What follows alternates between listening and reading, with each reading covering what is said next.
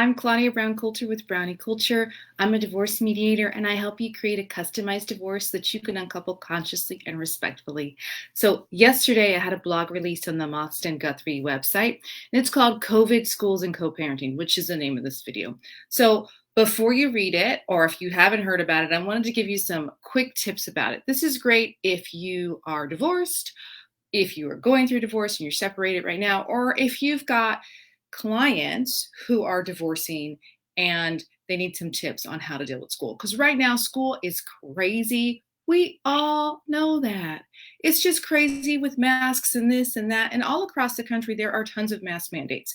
So, while we are happy that our children are back in school, it is challenging for them. So I'm going to give you a couple of tips that I take straight from the blog, but then I want you to go there and read it yourself, and I'll post a link below. So one of the things that I do for my students, so I'm not only a mediator, I'm also a school teacher, is I give them breathing breaks. Like, I cannot breathe. Oh my God, go outside and take off your mask.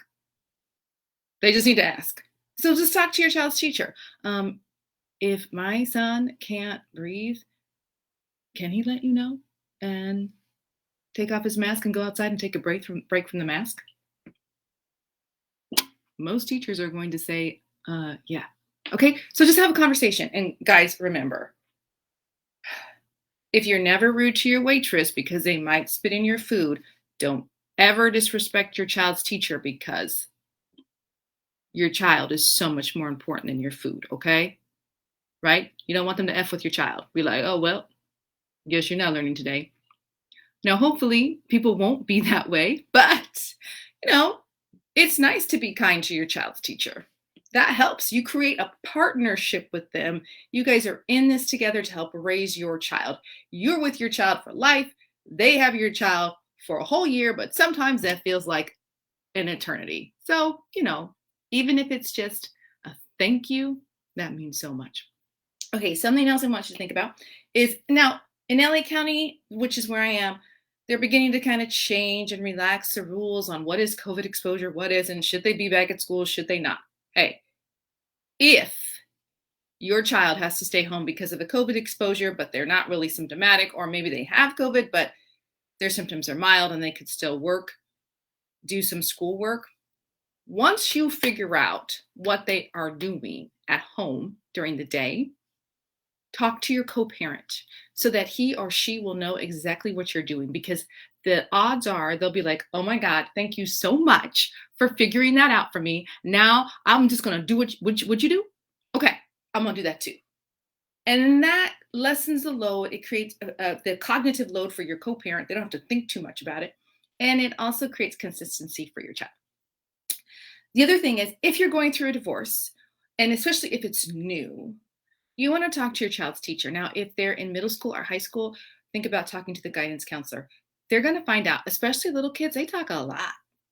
Teachers know all your business. And sometimes it's like, I don't really want to know that.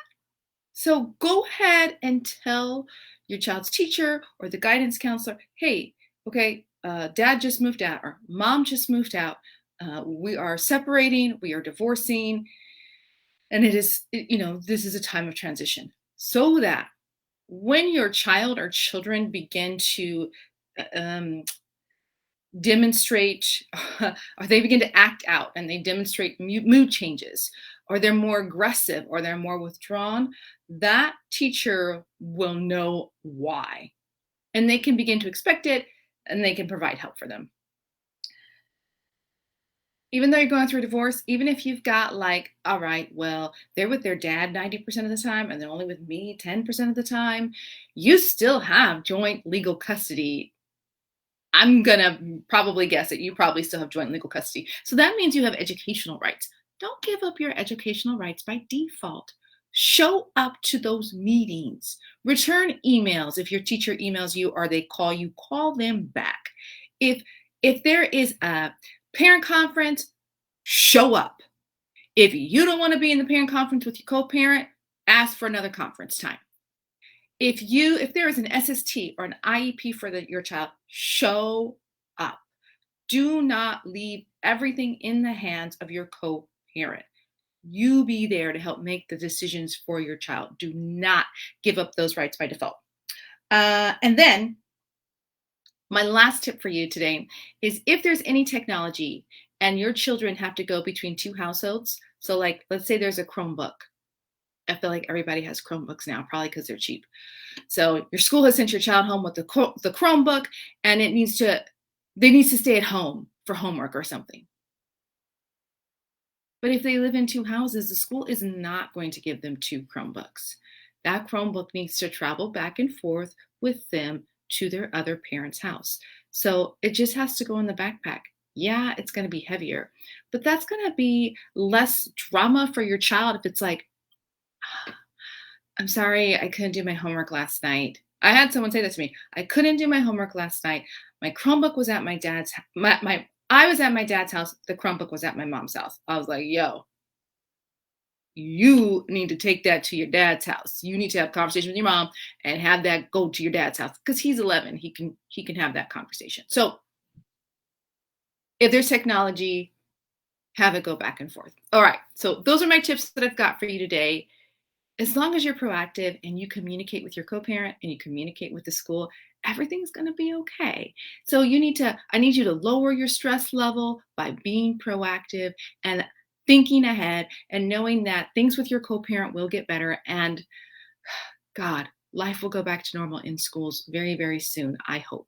All right, I'm going to post the link below. You guys have a wonderful day. It is Thursday. I hope your week comes to a nice end and you have a nice, peaceful weekend. I'll talk to you soon.